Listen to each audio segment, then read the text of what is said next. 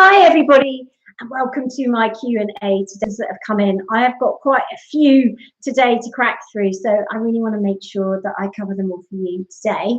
I hope you're doing well, and I hope that things are, I know a lot of you are going through tough times, so I hope that you're coping all right and that you are finding these sessions useful. I've had so much positive feedback from people that have really enjoyed these and found them a lifeline time, so I'm really glad that it's helping you.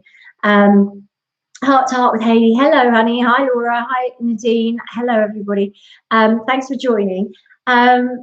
So today I've got a couple of questions. I know some people can't, sometimes it's just too hard to listen in when other people are listening as well, so I'm going to cover some of their questions for them first as well, so I want to make sure they've got those, so when you catch up on YouTube live sessions on my channel, you can watch them back there. Okay, so firstly, there's a lady that feels that she is going 2 steps forward and then 3 steps back, and that actually a couple of months ago she was doing really well in her recovery from her breakup and that she's feeling a lot stronger, but then in the last couple of weeks she's actually felt like she's not doing well at all and she's going backwards with her recovery, and that even now she's feeling worse than she was right in the beginning of the process. So this is something that's really normal, by the way. This is something that is really, really normal. What I would say, hi Luke, what I would say is that it doesn't work like that. And for anyone that's ever been through a breakup, you're going to know that some days you wake up and you feel like the weight of the world is on your shoulders, you're completely overwhelmed and you don't know which way to go. And then you can't even get out of bed. And then other days you feel that actually things are possible and there's hope and that you can move forward. I know on YouTube we're having some problems with the Wi-Fi again. I'm super sorry. It's obviously is a really busy time for Wi-Fi. I am live streaming on IG, on Instagram Live, if you want to hop over and join us on there so you get the information. If it's not capturing on YouTube, I'm really sorry about that. Anyway, yes, so hi Catherine. One of the things that I was saying is that recovery from a breakup is not a straight line of progress. You're going to go 2 steps forward, 3 steps back. Days or a couple of weeks, like this lady was talking about, where she's gone forward and forward and forward and has felt more confident and more in control of her emotions, happier day by day, and then suddenly, boom, she's gone right back to where she felt at the beginning, where she feels really upset again. So this is interesting, isn't it? How you can sometimes feel that you're getting better and then you have a really bad day.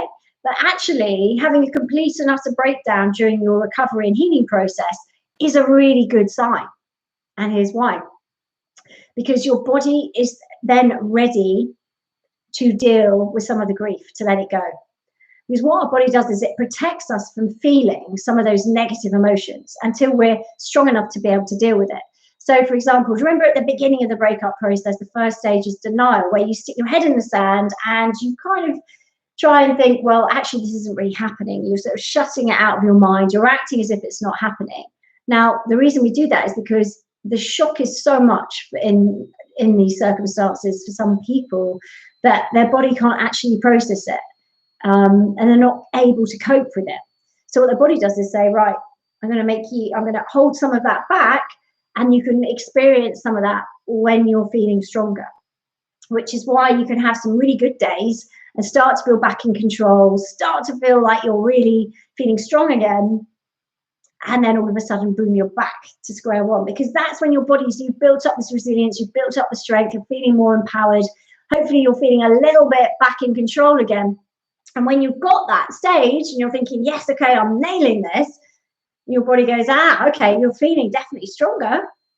So to verify that, what I'm going to do is I'm going to let you grieve a little bit more, because part of the grieving process is letting go some of those negative emotions, which puts you off kilter, makes you feel a little bit on edge, sad, overwhelmed. I know Diane's feeling very emotional, very, very emotional at the moment. So it's normal. Your body is letting go of some of that negative emotion, which is important because it's part of the healing process. You can't skip that part. You have to go through it. If you stuff down those negative emotions, what you're doing is you're carrying them forward to either your next relationship or just to bring you around all the time. And what we want you to do is try and face up to the things that are difficult, process them, work through them, and let go of that baggage so that you can move forward in a more healthy way. So actually what your body's doing is a really healthy way of detoxing some of that sadness out of your system, but it will a little bit of space to grieve some more. So please don't feel disheartened by the fact that it's 2 steps forward and 1 step back, because ultimately it isn't how it is. You're actually moving forward. It's just that in order to grieve that, you have to be in a slightly stronger place than you were. And this will continually happen. It's not like, oh, I've had my one recently. Your body will still throw those curveballs up. So the important thing is that you face up to all those things and let it go. You know, the faster the more you do the work on yourself, as I'm covering here and as in my 2 books that Split is available for £1 on Amazon right now as a Kindle. But there are things you can do to speed that up. And also, you can get stuck at certain places like anger or denial, or maybe acceptance. There's 5 stages, remember, that we go through after a breakup. So the first one is denial, which we talked about. The second one is anger, and the anger is when your energy goes up and you start to sort of think, well, why are you doing this to me? How dare you? You're breaking up the family. Now, anger, rage. So every maps of the world and different ways of processing things. So don't worry if you don't ever get truly, truly angry, because some people don't, and that's just not your character. Other people, it will be a natural thing. So, then that's phase 2. Phase 3 is bargaining, where you're kind of asking questions like, well, what did I do wrong? How can I make it better? And you will compromise your values and beliefs to stay where you are. So, for example, what does that mean? Well, it means that you will want to save the relationship, even though you know it's potentially bad or is fundamentally broken, but it starts cooking your partner's favorite meals, or you'll try and make more of an effort, or you'll try and change yourself in certain ways so you're more appealing to them, because you don't want to face the change. And it's human nature. We don't like change a lot of the time. Look at what's happening in lockdown. A lot of us react really badly. It increases our anxiety because we don't have any certainty. And a lot of us want more certainty. So you can see at this phase of bargaining, where you're desperately trying to hold on to your relationship, that you will sacrifice your mind, accept that, but maybe you just try and suck that up and take it on board and carry on, because we're so frightened of what the unknown is. So that's the bargaining phase, where we'll try and sort of look internally to change ourselves to make it better. And then the next stage is very much about depression.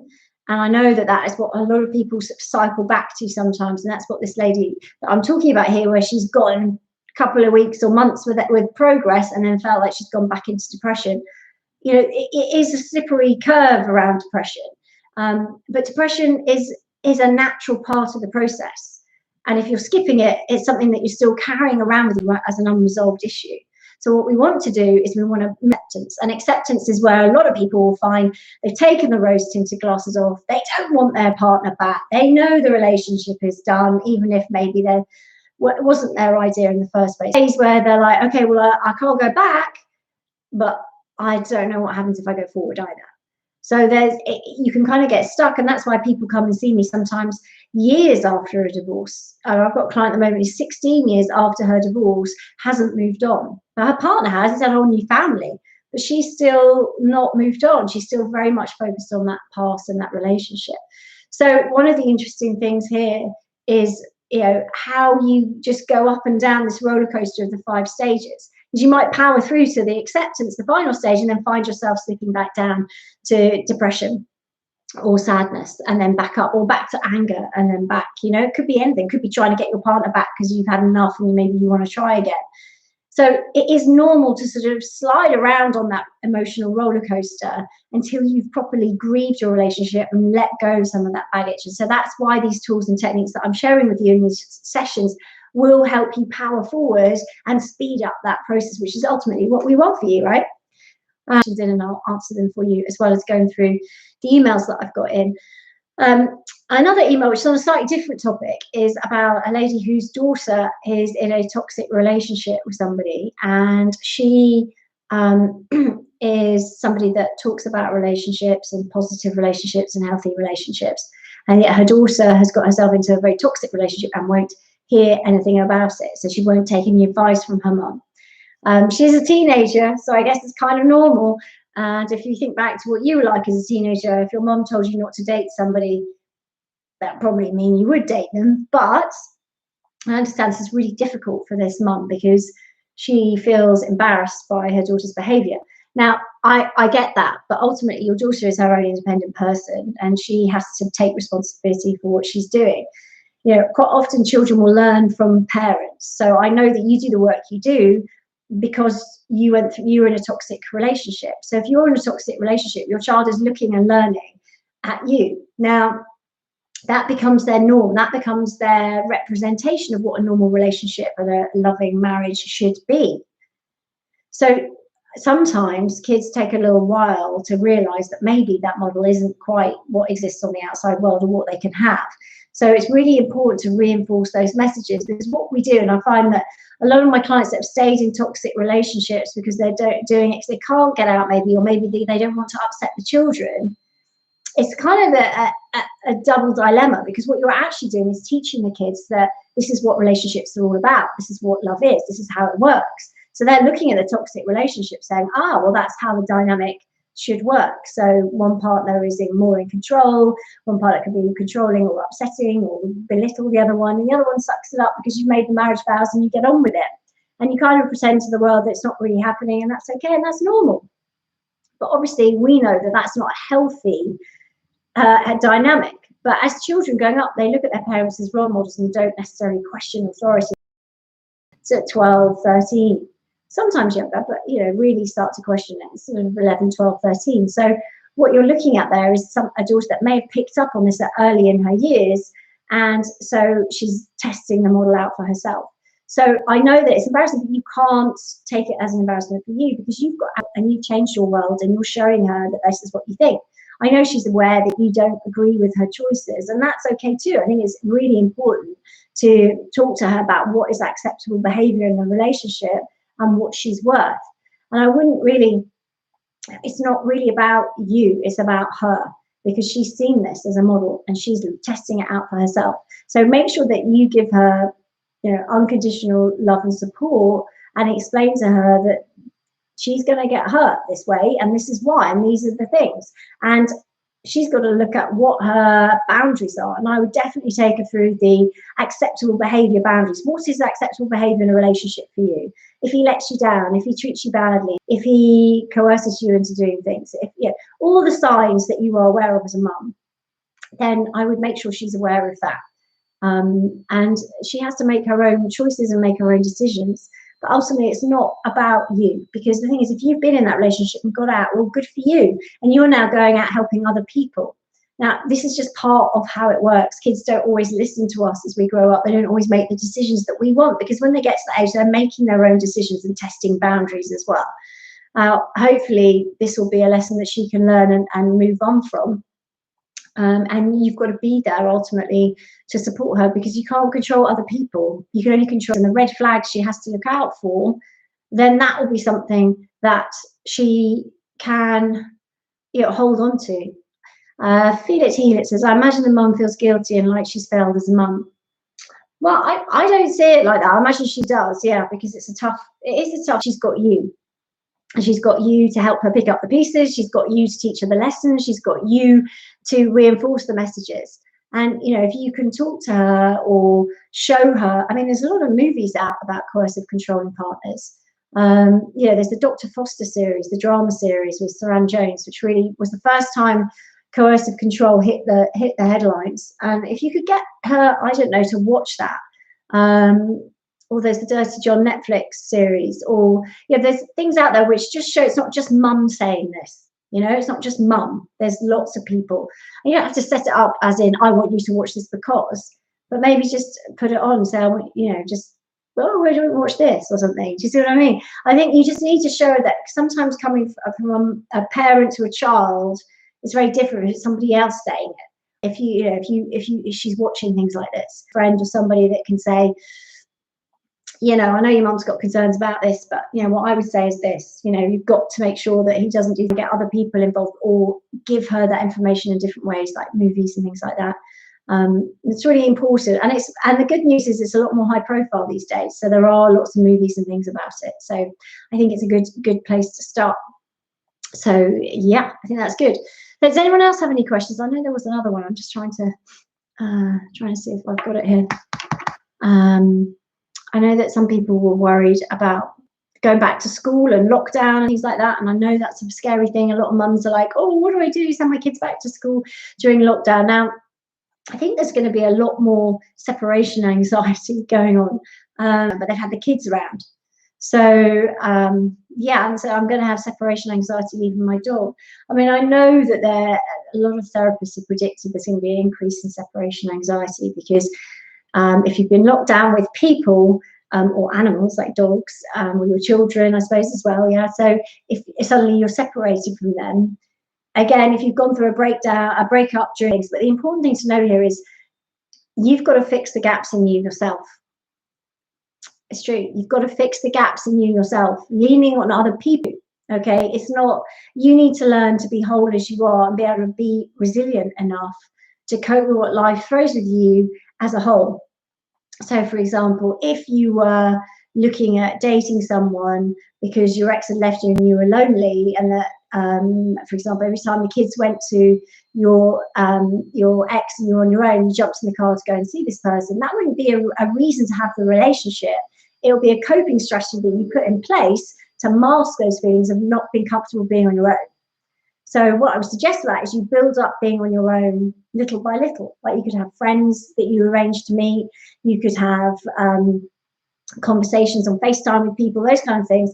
So I want you to build that self-reliance muscle rather than relying on other people. So when you leave your children or the children go to school or you're out, it's about being empowered to be on your own, and that's okay.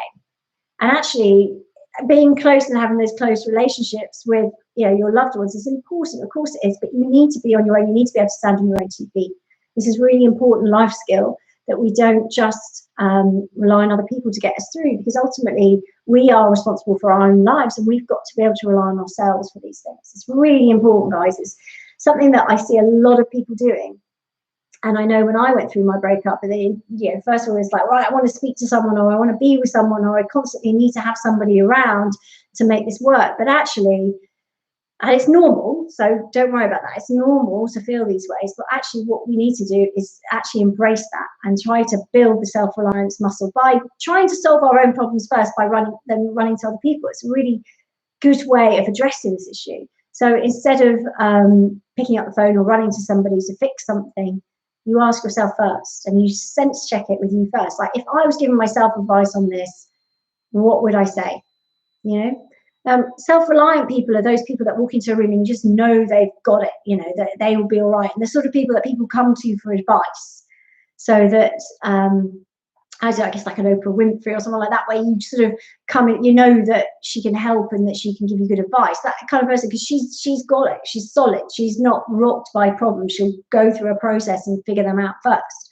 So we've all got friends and family members like that. And that's what we want to build, that muscle for ourselves. So you need to be thinking, okay, instead of just instantly picking up the phone to connect with somebody and ask them, I want to ask myself first, just as a test run. Doesn't mean you can't ask them later, but ask yourself first. And this is how you build that sort of self-reliance muscle stronger and stronger over a period of time, because you get used to going, oh, I need help, pick up the phone. Help, can you help me? What do you think about this? Or she's done this, he said this. But actually the importance is to be going, what would I do? What do I think I should do in this situation? And then when you get to that point, you can then pick up the phone. You've gone through it yourself. And then quite often you'll boost your confidence, because you'll know that actually you won't, your friend gave you the same advice. Or you might go, actually, I haven't thought about it. I don't agree with what they said. And that's all about trusting your instinct and building that up. I had a client this morning who has lost touch with her instinct. And actually, when it has gone off and said, I think you should do this, this is what I would suggest you do, she's ignored it. And it hasn't worked out that well for her. And now she's learning to trust, that she has to trust her instinct. And this is important, again, about building your self-reliance and your self-confidence. It's about building your self-reliance by trusting your instinct. When we're in unhealthy relationships, that is the case. Then sometimes a lot of the time, you will shut down your instinct and you will question yourself and you will sort of try and think, well, what should I do? That classic, well, what should I do? And people saying I should do this. My friends say I should do this. My lawyer says I should do this. That You can should all over yourself and it's not going to make a difference. Okay, we need to start listening to what you want, what you feel is the right thing to do. Sense check it, work it through, bounce ideas of other people. But the way you get your power back, your personal power, is to start listening to your instinct, because you know you best. Things start to gather momentum once you learn to tap into trust your own instinct. Okay, Nadine says, Father's Day, what shall I do? Do I get any things from the kids? Since he left, I've always carried on with gifts, but he never does. Okay, so my right thing is, okay, what do you feel? So, if it's about, if you do it to get it back, you're not doing it for the right reasons. You've got to do whatever's best for the kids thing. I know your kids are young, maybe they can do something creative. Then that also reinforces that, mum, I wish it was. It'd be so easy, wouldn't it? But it's not. Doing the right thing is rarely the easy thing. But that's where you have to question, right, what is the right thing to do here? Oh, my kids, well, for me, I mean, you don't want to do something that's single. I was doing a session this morning with a client who really has lost track of who she is. And it is like scary, is one way, is how she puts it this morning. But I actually said, hey, this is really exciting. You've got a blank sheet here, a blank canvas to paint whatever which way you want. Who do you want to be? Who do you want to become? It's all about, like, what do I really like? Do I really like watching, Top Gear? One of my clients, I may have told you that's in one of my books. One of my clients said her favorite program was Top Gear.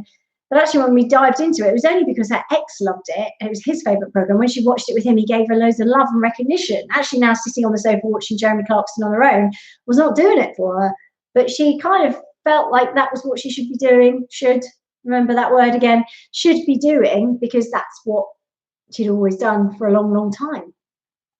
So again, yeah, it is about discovering your own identity again. But once you can get in touch with that, you start to get your mojo back. You start to get your sparkle back. You start to go, oh, I know who I am. And I want to do more of this. I don't want to do any more of that. I want loads more of this. I want to spend more time with this person or less time with that person. It's all about that, you see. So getting your mojo back will help you be happy to be me, not we. Okay? You'll be like, yeah, I don't want to do that we stuff. I want me. And you're back in the driving seat. You'll feel more empowered. You put your best foot forward and you keep going. It's all about momentum and creating a future you're excited to live by getting to know you better. Get to know you better, you'll then know what to do, what things you want to reintroduce back into your life or add into your life or have more of in your life, which means life will become more exciting. So it's an essential part of recovery, deep diving into what makes you tick. And again, we can go through that if that's something that you would like us to do in another session, but it is covered in my books. And again, they're available for £1, or the split is available for £1 on Amazon, if you wanted to get that one at the moment. So, but it's in uncoupling, it's in the split. There's values exercises, working out what's important to you about relationships. There's the ideal partner exercise about what you need and what you want from a partner. All these things are really important. What do your friends think you're good at?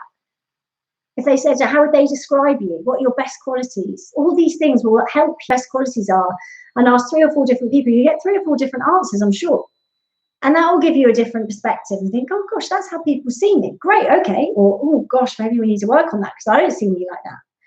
So it's about reclaiming your power. And this is a perfect time to do it, right? After a breakup, reclaim your power, best foot forward.